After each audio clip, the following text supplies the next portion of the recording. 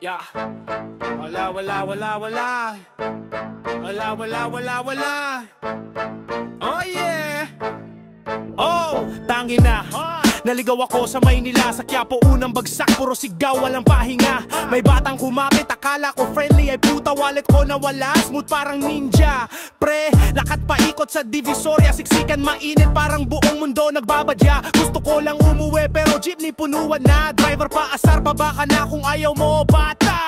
Lost sa Manila, walang direction, gulong-gulo, utak ko parang truck na walang beat ang panahon. Ganda ng city lights pero may kalungkutan, makikita mo ang yaman katabi lang kahirapan. Ganid ako sa Biggie C, ibang planeta, ibang vibes, ang lilinis ng kalsada, puro social high-rise.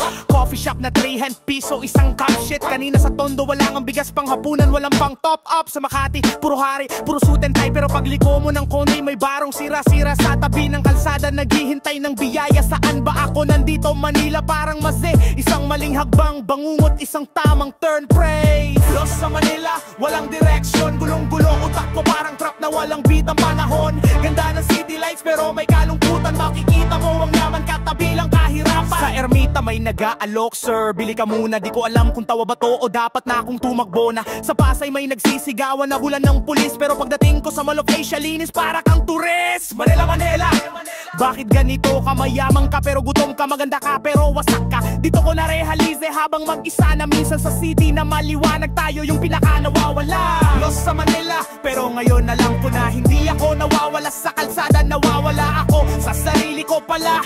City of chaos, city ng pag-asa.